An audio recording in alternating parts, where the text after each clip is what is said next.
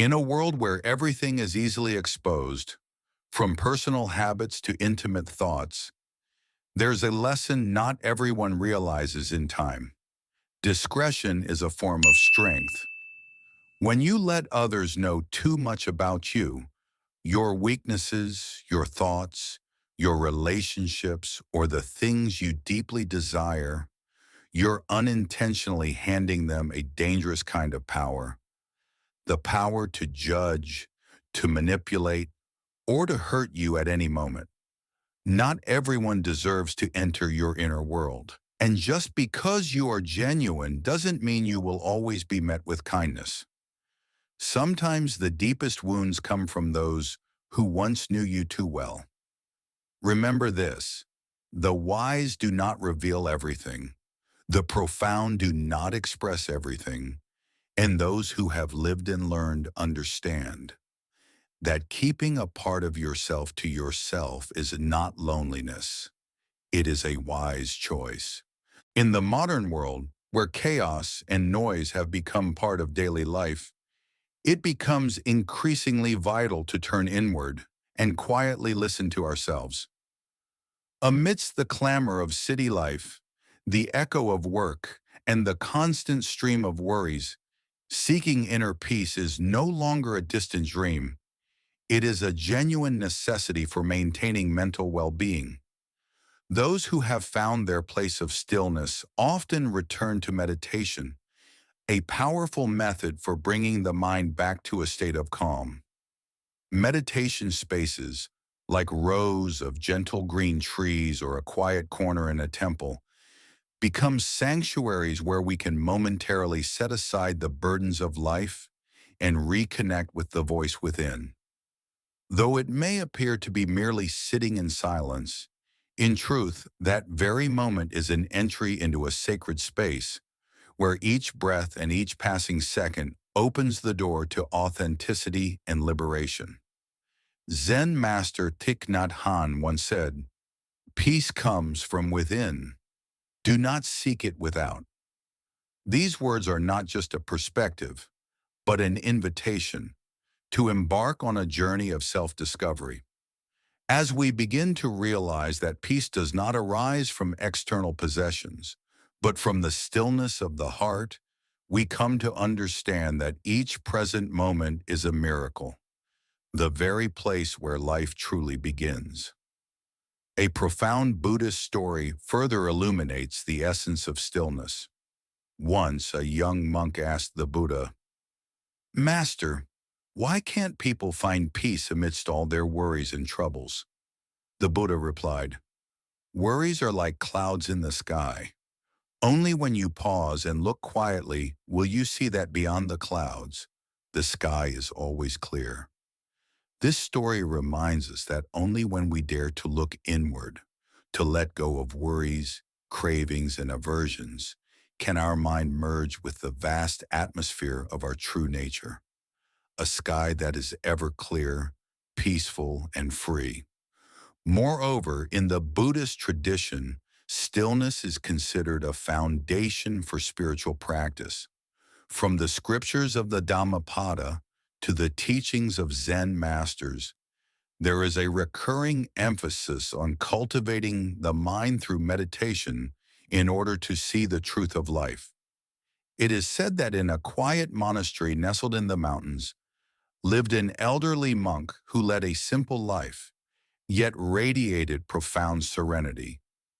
Every morning, he would rise before dawn, sit in meditation, and watch the first rays of sunlight filter gently through the leaves. Through this, he taught that only when the mind is kept still, like a calm lake, can the storms of life no longer disturb the foundation of one's being. Inner peace is not about avoiding challenges, nor is it a state of perpetual stillness. It is the strength to face adversity and the energy to live fully in each present moment. A composed and grounded mind allows us to recognize the simple joys of life, from the lively song of birds at dawn to the comforting warmth of tea in the quiet of a new day. Thus, the journey to stillness is not only a form of spiritual training, but a practical way of living, a path shaped by clarity and appreciation for the most essential things, self-respect and the beauty of the present. This is the lesson of the Buddhist monastics, that true peace is not in escaping complexity, but in a deep, mindful understanding of our own nature in every moment of life. In today's digital era, technology is no longer just a tool that serves our lives. It has quietly become a source of unexpected inner turbulence. Each time we touch our phone screen, each ting of a notification seems like an urgent call for our attention, pulling us away from self-reflection and inner stillness. It is as if we are constantly riding a wave of restlessness, each surge shaking the stability we once had.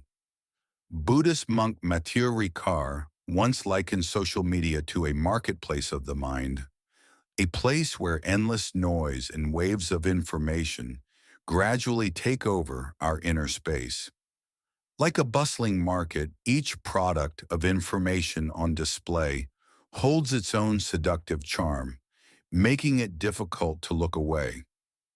But somewhere within that chaos lies a profound warning. If we don't learn to separate the outer noise from our inner silence, the mind will slowly become unsettled and unwell. One meaningful teaching from the Buddha in the Dhammapada reminds us, rule your mind or it will rule you. This is more than just a quote. It is a wake-up call for all of us. No matter how overwhelming the external stimuli may be, only mindfulness can guide us and protect the peaceful core within. There is a story in Buddhism about a young disciple meditating beside a stream. As he sat in silence, he observed the calm waters suddenly ripple from the wind and the laughter of children playing nearby. Curious, he asked his teacher, "Master, why did the peaceful water become so disturbed?" The master replied, "Just like the human mind, it is stirred by outside forces. Unless we learn to observe with calm and clarity, the winds of life will always disturb our inner peace." This tale is a vivid reminder that external troubles, like stones thrown into our mental stream, can shatter our serenity if we don't stand firmly in awareness. In truth, we rarely allow ourselves moments of quiet reflection. Even in crowded places or during idle moments, our eyes remain fixed on screens, our minds racing with the digital pulse of modern life. This constant stream of content can easily sweep us into a labyrinth of noise, making us forget the path back to our own stillness. If possible, try taking just a few minutes each day to switch off your phone, silence the notifications, and simply sit, listening to your own breath. As Thich Nhat Hanh once said, "Only when we are quiet inside can we truly see the beauty of life." That stillness not only helps release stress, but also serves as a vital practice to nourish the soul, reminding us that true value doesn't come from instant interactions, but from mindfulness, from the richness of the present moment. Thus, amid the storm of technology and endless information, protecting our inner silence is the key to not losing ourselves. It is the shield that keeps us from being swept away by the undercurrents of anxiety and distraction. This, too, is a timeless teaching of Buddhism, to master the mind so that all outer chaos becomes nothing more than passing noise in the greater symphony of life. In the journey of life, only those who have walked through its crossroads and storms truly understand the value of moments of silence. They are like soldiers of the soul, worn and weary from the waves, yet choosing stillness amid the chaos of modern existence. Such people are no longer swayed by the noisy tides of likes or fleeting praise and criticism on social media, for they have learned that true peace comes from within, from the willingness to retreat and listen deeply to the voice of their own heart. There is a teaching by the Venerable Ajahn Chah that has lingered in the hearts of many. I am like a bell. People can strike me, but if I do not resonate, there will be no sound. With this, he reminded us that peace is not something easily shaken or disturbed by meaningless clamor. Like a bell hanging high, if the heart remains clear and still, the echoes of life will fade gently into space, leaving the soul undisturbed. Another Buddhist story reminds us of the quiet strength of stillness. A young disciple struggling with life's uncertainties once asked a wise monk, "Master, why do I feel so restless whenever I'm praised or criticized?" The monk gently replied, "If your mind is like the surface of a lake, keep it still. When someone throws a stone, there may be ripples for a moment, but soon the water returns to its calm state. That is the lesson of impermanence. Let things come and go, so the mind does not follow the tiny grains of words and emotions.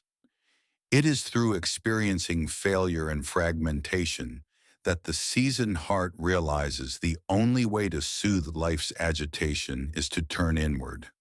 They know that only by mastering the mind, not letting it be tossed about by judgments or the hurried pace of society, can one live in true alignment with oneself. Over time, they learn to distinguish that the outer noise, no matter how loud, is merely background music, while the main melody of life always plays from deep within.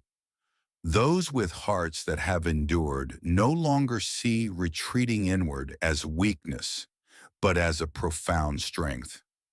They come to understand that each moment of silence and rest grants the soul a kind of rebirth, a renewal amidst the unavoidable upheavals of modern life. Thus, the ones who have walked through fire come to treasure stillness not as a luxury, but as a compass for living. They understand that only by guarding the purity of the heart, by not letting outside noise disrupt its clarity, can we truly navigate life's turns with confidence and wholeness. We are living in an era where silence has become a luxury and disconnection an unusual act. The feeling of having nothing to do now leaves many people anxious. We put down our phones only to reach for them again. Just minutes after finishing a movie, we're already opening YouTube, TikTok, Facebook, like a conditioned reflex. And so, we think we are living in a continuous flow, while in truth we are scattered into 100 disjointed fragments. Each screen swipe, each press of the refresh button sends our minds drifting further away from ourselves. This constant connection initially seems to be a cure for loneliness, but the more we connect, the more our hearts drift away from their quiet source. The more we socialize, the emptier we feel inside. It's like drinking seawater. The more we drink, the thirstier we become. The human heart cannot be nourished by endless consumption of fragmented stories, shocking headlines, or curated images of other people's lives. Musician Trin Kong Son once sighed, "When I leave, the pain stays behind. When I return, the pain takes the throne." This lyric is not merely the lament of a sensitive soul, but also the awakening of someone who sees deeply into the inner world. The pain doesn't lie out there in the world. It resides within us. And when we stop being busy, stop running, it reemerges, asking to be seen, to be heard, to be healed. Buddhism recognized this truth long ago.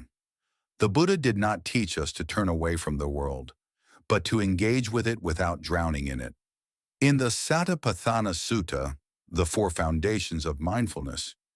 He spoke of being mindful while walking, standing, sitting, and lying down, meaning whatever we do, we must not lose our awareness.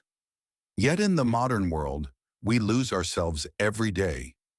In our hands holding phones, in our eyes scrolling through feeds, in our ears plugged with sound. We are connected to the whole world, yet we no longer know who we are. We can no longer hear the voice of our own heart. There is a Buddhist story about a Zen master asking his student, "If you walk through a mist, will you get wet?"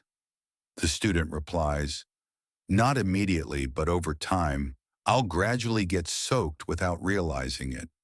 The master nods. So it is with your mind. If you let yourself be immersed in noise without awareness, the chaos will seep in like mist, soaking you before you even know it. This story reflects a simple truth we often forget. It's not the storm that sweeps us away. It's the silent mist of unmindful, constant connection that dampens our hearts, bit by bit. We must relearn how to sit still, to practice the art of doing nothing, to discover that silence is not frightening. Only when we dare to sit with the emptiness can we touch the deeper layers of ourselves. That is a place no one else can connect to for us. No social media platform can replace it. It is the true refuge, the starting point of all healing. In the midst of our busyness, while everyone is rushing to chase things outside of themselves, there comes a quiet, uninvited question, simple yet soaked in the harshness of life. What am I doing here? It's not a question to accuse or criticize, but rather a soft reminder to pause, to listen, and to look inward. Imagine a quiet afternoon in a small cafe. No phone, no noise from the crowd, only wandering eyes and a relaxed soul. The person sitting there is conversing with themselves, not to escape or hide, but to rediscover the truth in their own heart. It is in that moment that the question, "What am I doing here?" becomes a key, opening the door to awareness, self-recognition, and the will to transform. Zen master Thich Nhat Hanh once said, "The presence of oneself does not lie in what we do, but in whether we can stand still and observe what is happening inside." His words are a gentle reminder that every time we feel weary from the ceaseless current of life, we only need to stop, listen to our breath, and we will find ourselves again. The true self, untainted by noise or haste. Buddhism often uses the image of a still lake to symbolize inner peace. There is a story of a young disciple who once asked a master why he felt so shaken every time he faced praise or criticism. The master smiled, held up a clear glass of water, and gently tapped its surface. "Look," the master said, "the lake is always clear, even when the wind blows or the rain falls. The water may ripple for a while, but it always returns to stillness. Your mind is the same. Once you allow it to soften and settle, you will begin to see its true nature." That story is not just a metaphor, it carries a profound truth. If we allow external forces, unconscious habits, fear of abandonment, or a craving for validation to dominate our spirit, even the quietest moment can become fertile ground for the ghosts that lead us astray. These ghosts are not something supernatural. They are the mental patterns deeply embedded within us, gradually pulling us away from our own essence. So how do we avoid this state? The question, "What am I doing here?" invites us to reflect daily. Take a moment to listen to the voice within, to sit quietly with a warm cup of tea, or to walk slowly in the park. Feel the rhythm of your own heartbeat as a way to say to yourself, Today I choose to live truthfully. Meditation is not merely an escape from noise. It is a path that leads us back to our spiritual roots. When we ask ourselves, even for a brief moment of silence, what am I doing here? We are creating space to recognize the true values buried within us. It is in these moments that we realize, no matter how strong the storm outside, if our inner stillness remains intact, we will always be the ones steering the ship of our life, not a helpless passenger swayed by the fleeting echoes of the outside world. As the Buddha taught, be mindful of yourself, for that is the beginning of enlightenment. And within the question, what am I doing here?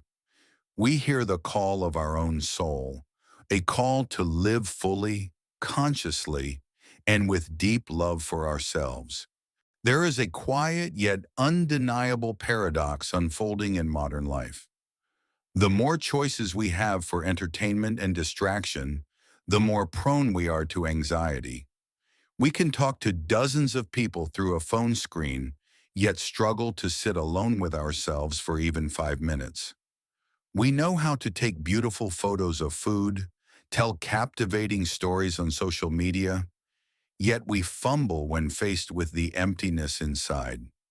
It is no coincidence that modern people turn to alcohol, loud music, endless conversations, or an endless stream of short videos online to relieve stress.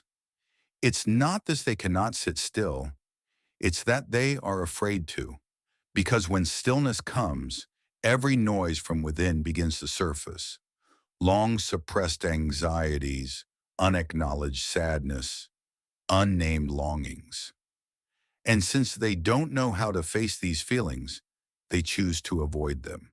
But that is a flight without a destination. Zen master Thich Nhat Hanh once wrote, "We don't want to go back to ourselves because we are afraid of the pain, loneliness, and instability repressed inside. But only when we stop and listen can we begin to heal." During a retreat at Plum Village, someone shared that after just 10 minutes of sitting quietly, focusing on each breath, they began to cry. Not out of pain, but because for the first time in years, they felt truly present for themselves. No longer playing a role, no longer forced to fake a smile or pretend to be strong, simply present with their own body and soul, gently and honestly. In the Dhammapada, the Buddha teaches, mind precedes all things. Mind is their chief. They are mind-made. If with an impure mind one speaks or acts, suffering follows as the wheel follows the foot of the ox that draws the cart. This verse reveals that the root of our unease does not lie in the external world, but in the mind, untrained, unrecognized, and unloved. And while external distractions may temporarily numb our suffering, they cannot bring us true peace. A story from the Anguttara Nikaya is also deeply thought-provoking. A king, though surrounded by splendor, luxury, and power, was unable to sleep at night. Eventually, he came to the Buddha to ask why. The Buddha said, "A person with great wealth who does not know how to let go is like someone falling into a river with a bag of jewels. The tighter they cling, the faster they sink." And he taught the practice of mindfulness as a way to release inner attachments, so that even with nothing in hand, a person could still sleep peacefully. Ultimately, anxiety is a sign that the heart is in need of care, not concealment. Temporary pleasures are like bandages over wounds. They may ease the pain for a while, but they cannot truly heal. Only when we sit down with courage, face ourselves, and gently breathe in, breathe out, can the journey home begin. And perhaps one quiet afternoon, without social media, without music, without conversation, we will finally meet ourselves, raw, whole, and real. And in that moment, we will understand what true healing really means. There's a biting remark that goes, "Nowadays, people live more on medication than on air." But behind this sarcastic quip lies a sobering truth. In the race to keep up with modern life, we've lost the ability to self-heal, to find inner balance. The so-called sedatives, from sleeping pills to mood enhancers, are nothing more than temporary fixes, like tape covering a surface wound, but incapable of healing the deeper wounds of the soul. As Dr. Gabor Mate warns, no drug can cure a wound that has never been seen. His insight echoes the Buddha's teaching in the Dhammapada. Mind precedes all things. Even when we seek external forms of relief, if we do not dare face our inner world, then all efforts remain shallow, unable to truly shift the mind state. There's a Buddhist story passed down through generations. A young disciple, tormented by fears and sorrows after a series of personal losses, pleaded with the Buddha for salvation. But instead of offering a sermon or some mystical cure, the Buddha gently guided him to look within. "Observe each breath, each sensation," the Buddha said, "and see that all disturbance is but the illusion of a restless mind. Do not chase the mirage of medicine, for only you can teach your body the wisdom of healing." This story reminds us that when we rely too heavily on external sedatives, it's like seeking the safety of a cage to avoid pain. Yet in doing so, we suppress the discovery of our own inner strength. As a result, the body, a reflection of the mind, gradually loses its ability to self-regulate and self-heal. The soul, too, becomes increasingly deprived of its freedom and sovereignty. Once again, the Dhammapada offers a powerful reflection. If with an impure mind one speaks or acts, suffering follows like the wheel following the hoof of the ox. This is not merely a warning about the consequences of external clinging, but also a call to purify the heart, allowing the natural energy within us to flow freely, like water in a clear lake, no longer hindered by long-standing stains. Thus, changing our attitude towards sedatives is not just about rejecting temporary fixes. It's a brave step toward facing the pain and restlessness that dwell within. Meditation sessions, silent moments of stillness, do more than detach us from dependence on medication. They allow us to truly touch and understand our pain. And only through that genuine encounter can healing, transformation, and wholehearted living begin.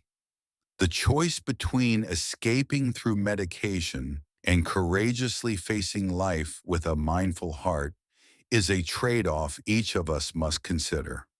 The more we let sedatives govern our being, the further we drift from true autonomy and lasting happiness. And as Zen master Thich Nhat Hanh once said, "Our presence only becomes truly beautiful when we are awake to ourselves. Let the soul be free. Let the body be nourished by peace. Let healing rise from within." In a world full of noise and lacking true understanding, love is often dressed in layers of expectation, demand, and even illusion. People easily confuse love with dependence, the desire to share with the fear of being alone.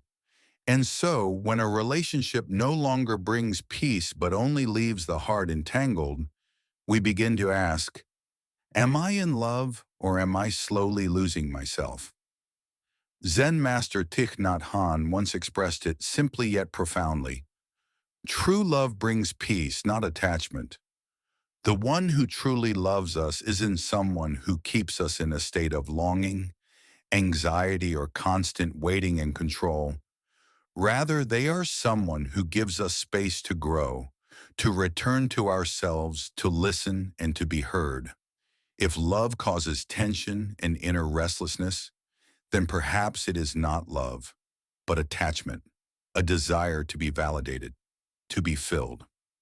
In the Anguttara Nikaya, the Buddha taught, one who lacks inner stability is swept away by emotions like a dry leaf in the wind.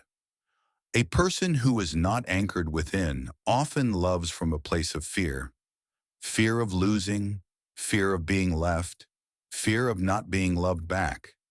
And these fears turn love into a battleground for emotions, for time, even for control. There is a small Buddhist story about a young man who asked an elder monk, "Master, I've loved her with all my heart. Why am I still suffering?" The monk smiled and replied, "Because you loved with expectation, not with offering." That one sentence opens a profound truth.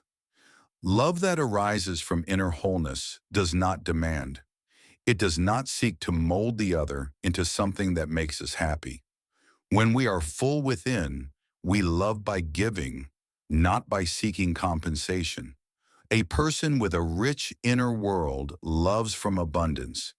They do not seek another to cover up their brokenness, but to grow together, to walk a shared path with freedom and mindfulness. They understand that if peace cannot be found in solitude, it will not be found in company, because true peace lies not in someone else, but within ourselves. A calm heart does not love to be rescued, but to share.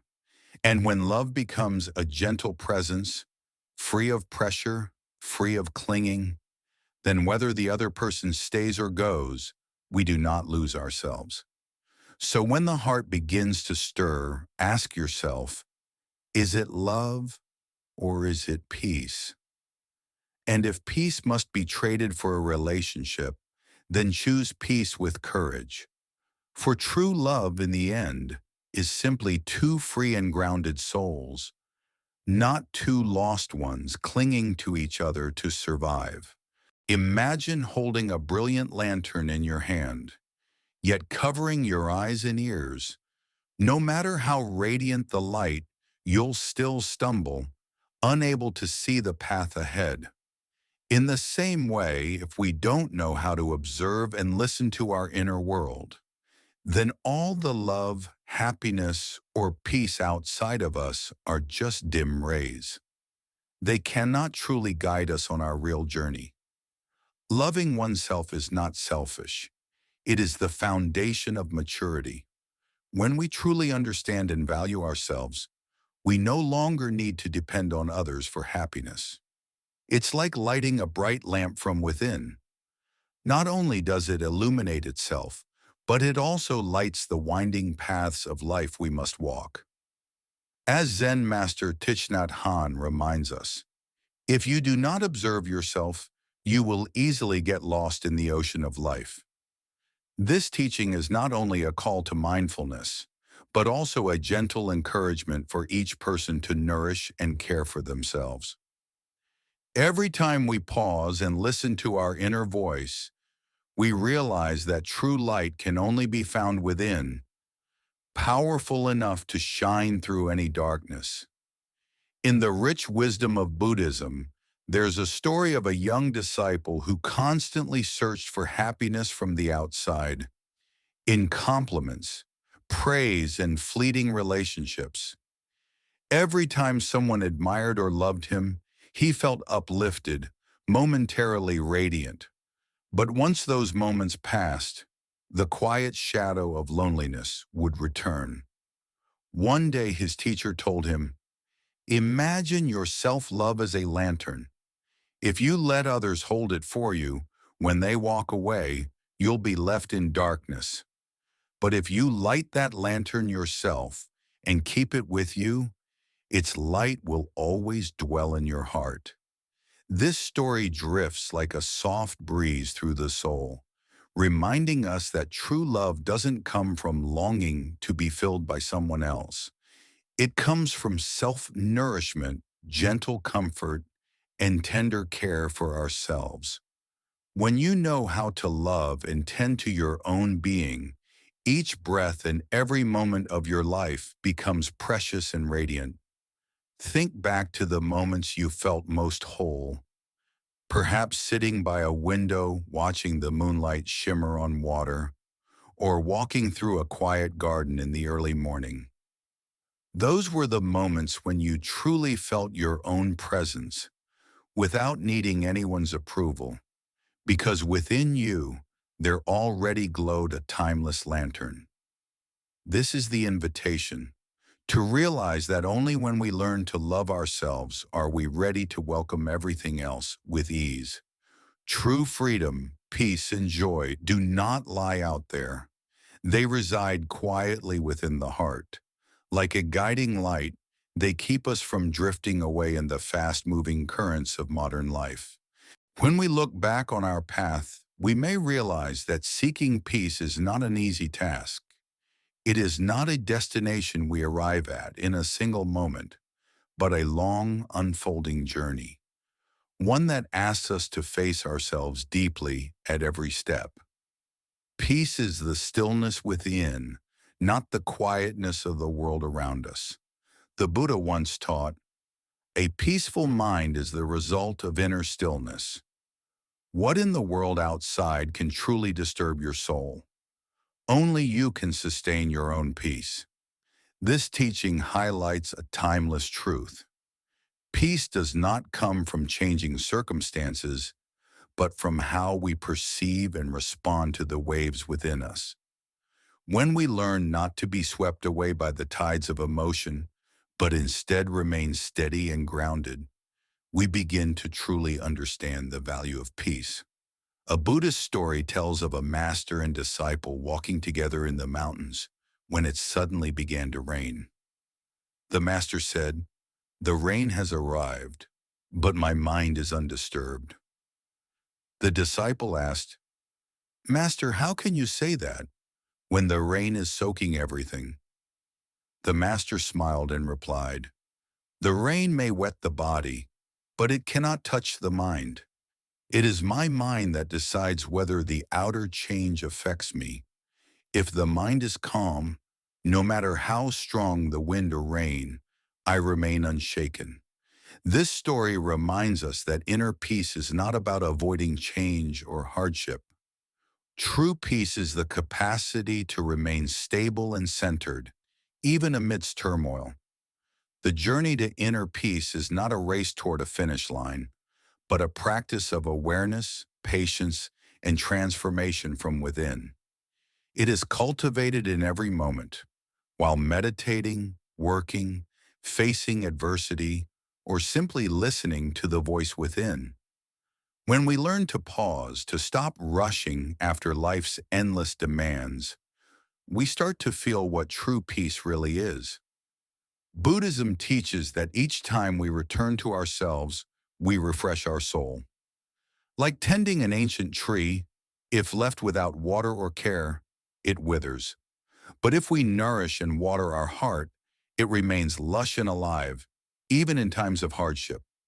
The Dhammapada shares a profound truth. Those who chase peace are like one seeking shadow in the light. But when they cease chasing, the shadow appears. Peace cannot be rushed or forced. It is a natural state that arises when we stop searching, stop clinging, and instead simply breathe, live, and accept things as they are. So peace is not a destination. It is a continuous path, a path each of us must walk with steady steps, a gentle heart, and a clear mind. When we live with mindfulness, each day becomes an opportunity to draw closer to our inherent stillness, no matter how chaotic the world outside may be. True peace is not the absence of storms, but the ability to remain calm within them.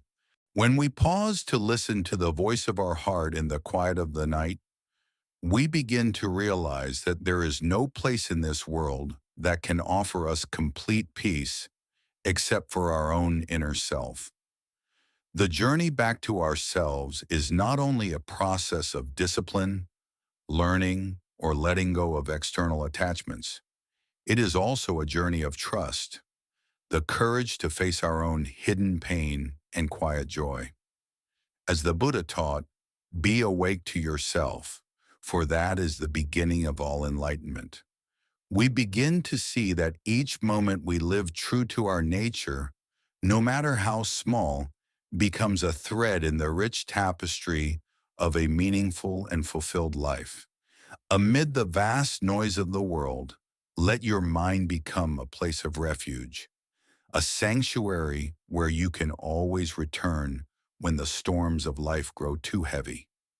Trust that stillness is not escape. It is how we learn to love, care for, and understand ourselves more deeply. When we discover peace within, everything outside becomes lighter, like morning dew gently touching the earth, creating a quiet, poetic canvas of life.